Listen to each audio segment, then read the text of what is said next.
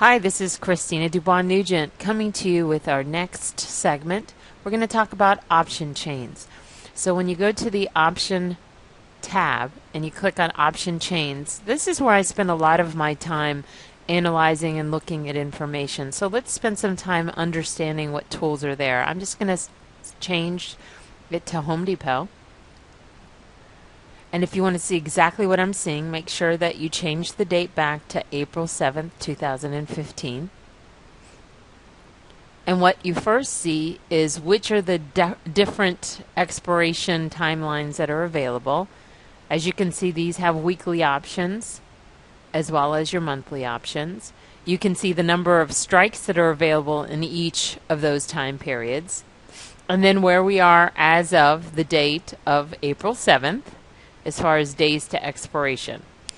Now, some of the great added features that you see in this tool include how much dividend gets paid, and that does actually impact the underlying stock price when those dividends are paid out, and therefore will affect the option pricing. So when you have a large dividend, you need to pay attention to that. And then you have the earnings date, which to me is the best added feature, because when it comes to most of the strategies that I like, butterflies, credit spreads, condors, I like to stay away from earnings, as earnings can be a catalyst that I don't understand as far as what's the true impact that it's going to have.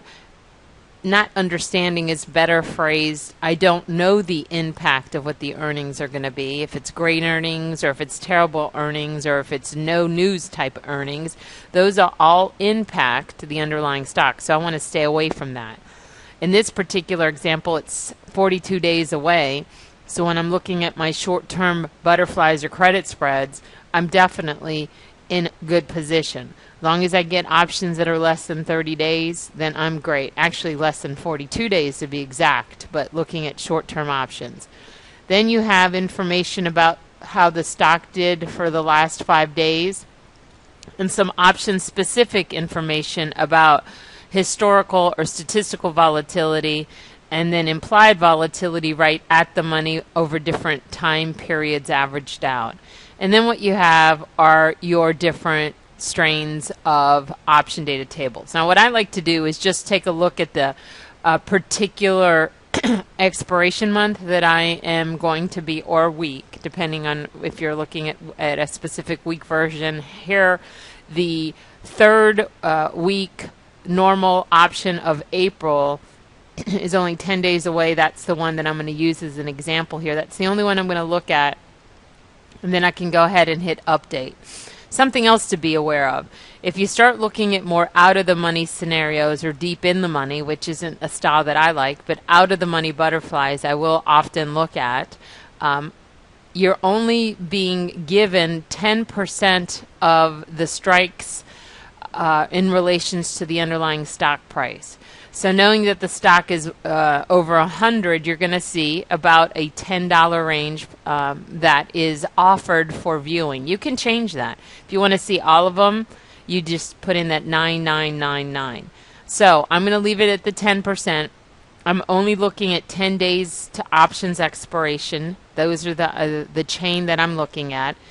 And the design of this is calls on the left-hand side, puts are on the right-hand side. When we're dealing with butterflies, regular butterflies, we're going to do calls when we're bullish and puts when we're bearish. Now, as I scroll down, you can see that the stock, as of close of April 7th, closed at 114.30. So what you're seeing in the option data chain is where the stock is trading now.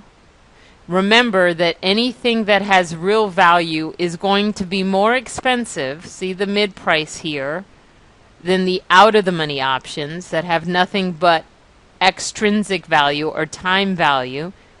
They're cheaper.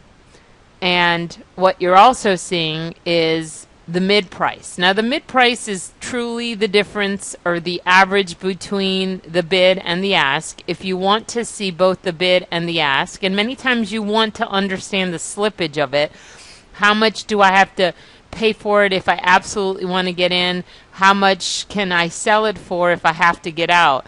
So the bid price, or excuse me, I'm actually highlighting the ask price. This is what I would pay for it if I want to definitely get in on the 114 strike, which is slightly in the money. And if I absolutely have to sell it, I'm going to be able to sell it at 147. Again, assuming, and the stock's not stagnant, so it's always moving. These values are always changing.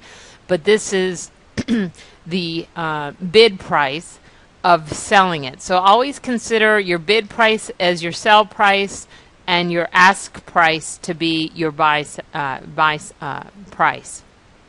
The difference between the bid and the ask is your slippage. That's how much the broker basically wants to make between that spread of putting buyers to sellers. Now, we can ask and be more aggressive and look for more of a bid price, especially if it's a very liquid option. And believe it or not, this is a relatively liquid option for such a short time period. Now, you can see that there are specific strikes that are much more liquid, which could mean a few things. And most of that is implied understanding of it. But at the end of the day, what we're looking for is getting an understanding of the option data tables, and understanding that if I was to buy the 115s, which have no real value, they are trading for higher than 114.30.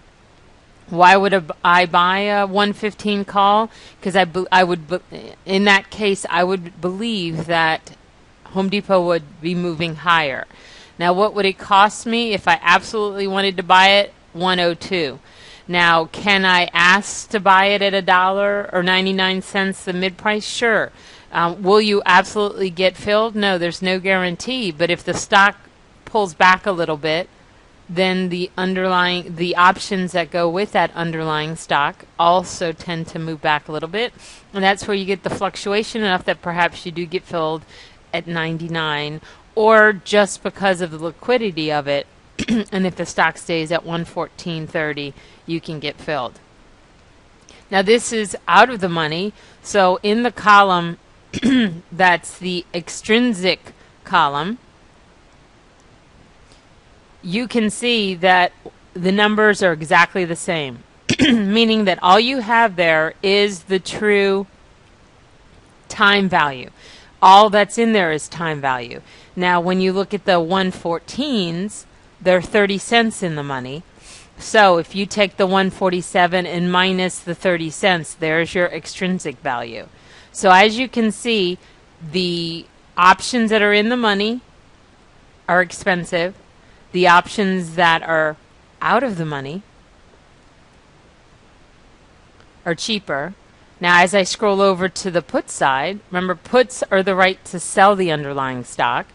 So the puts that are in the money are below the right to sell the stock at 118 when it's trading at 114. Those have real value. In fact, you can see these hardly have any extrinsic or time value. As you have the right to sell the stock at 113, that's out of the money, because the stock, again, trading at 114, those, if I can sell at 114.30, obviously selling it at 113 has no real value. Why would you buy a 113 put? If you believe that Home Depot stock was going lower in the next 10 days. All of that is actually time value. So that's our first part of the option data tables. I'll come back with more information about the Greeks and looking at that version as well. Thanks, guys.